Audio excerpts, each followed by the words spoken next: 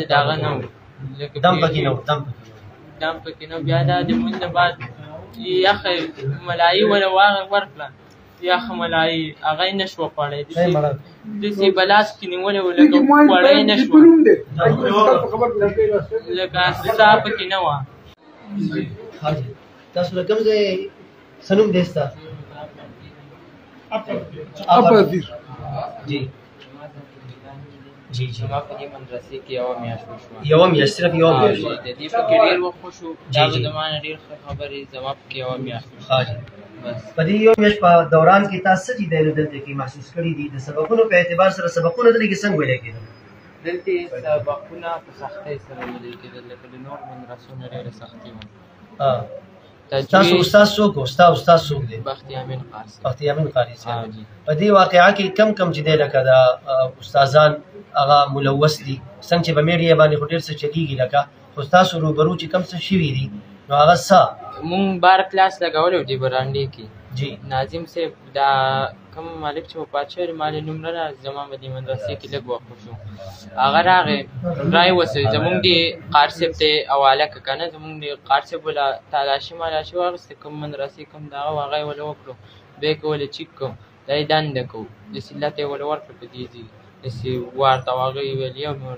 دا چغه مونږ واورېد بار ته راووت چابک یې راووت ډیکس نه چابک یې راووت او جي چابک یې جوړ کړلی د یو طرف نه یې موله را بلټاو کړلی د بل طرف نه او داسې راماتېږي لکه دومره اوږد چابک دی او هغه یې ورته ونیو ویې واخه ویې واخه دا یې په څه باندې وهو؟ دا یې په دې وهل چې دا د کور نه په زور راځي په زور راځي او بیا یې غیرحاضري کړې وه په دې ورځو کې؟ غیرحاضري هم کړې وه او دا به مخکې دې ته لکه سبق نه یادېږي لکه ذهن یې کمزور نو بس دا به په دې واښو نو بس بیا به دې کور ته تللی ویل چې دا ما واخلي نو لکه مور او پلار به یې دا دغه کو چې دا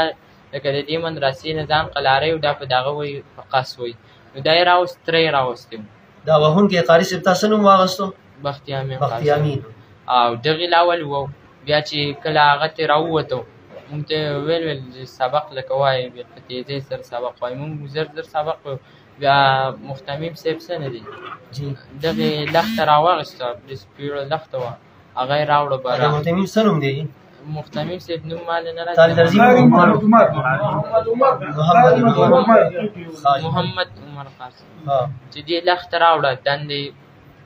دې هلک ته ونیوه غوږونه یې پرې نیولي وو خو چغې یې ترې پاڅولې لکه داسې بسمل بیا یې 6 کسان که 15 کسان بوتلو دنده د خپلو لاسونه یې ورته ونیو او دا یې د دې خپلو د دې ګوتو نه واله د دې لاس ګوتو پورې بار واړه خفه وو ستیا سنونه یې ویل آیات الکرسي مونږ په خپله ویله مونږ ویل چې دا دې اوس خلاص شي دا یې نه پرېښود دا یې خو دغه کو بیا کوم قاري صاحب دی چې د احسان دا راغی دی وله چای راوړ بیا په احسان شروع وکړه قاري صاحب ورته چای وڅښو مختمیم صاحب چای د خپل پلار له راوړو او مختمیم صاحب چې کله چای وڅښو بیا یې پرې راباندې کړو بیا هغه ستړی شو بیا زمونږ قاري صاحب ته غږ وکړو زمونږ قاري صاحب چې ووه هغه بیا کله ستړی شو کوم قاري صاحب والا نوم هغه دغه بختیامین قاري صاحب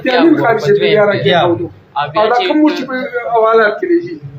او په درېیم پیر پې چې بیا مختمیم راکېښودو نو بیا یې مونځ پورې ووه مونږ مونځ له راوړو دا چې بس راغی نو بس د دې به زنکده نو دا داسې ټالۍ وهه لکه په ځان نه پوهېدو بس داسې ټالۍ وهلې داسې بیا مختمیم صاحب داسې تیز راغی لکه فوټبال دی چې سړی لته ورکوي ګول ته یې وهي او په دې تشي کې چې ووه نو داسې نیغ شو دا خو په ځان نه پوهېدو داسې نیغ شو بیا داسې شو بیا یې ټالۍ وهلې بیا یې ولې لته ورکوي نیغ شه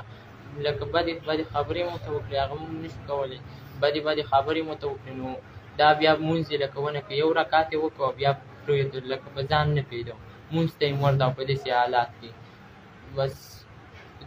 په داسې حالات کې مونځ ته ورده چې هغه د دغه نه و دم پکې نه و دم پکې نه بیا دا د مونځ نه بعد یخه ملایي وله ورکړه یخه ملایي هغه یې نه شوه خوړی داسې په لاس کې نیولې وه لکه خوړی یې نه شوه لکه ساه پکې نه وه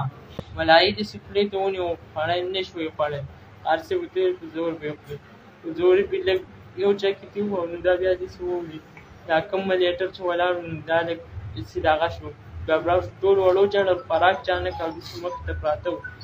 لکه میوه نو مازدیګر کې مونږ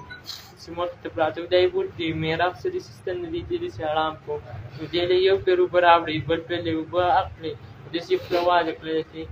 او بیا په ماښام بانک ته په ماښام بانک یو مستمیم صاحب راغی د دې نه ساه ختلې وه لته یې وله ورکړه ساه ترې ختلې وه ویل پاسه د دې نوم یې وه سپاینایزه ویل پاسه ویل پیرنګ مه کوه ویل تا د قصد ځان بېهوشه کړلی بیا زمونږ قاري صاحب راغی په دې دې ولې ګوتې کوي چې په دې د خولې واده او سترګې کولاو وي دې دې ول دغه چې دا یې بوت نو اقسان په جیب کې اوبه راوړي دې دې په خولې کې ور واړېدي په مونږ د دې نه به ساه وختي ختلې دا یې هسپتال ته یې ووړ بیا ته مونږ نه یو خبر شوي ته کوم ځای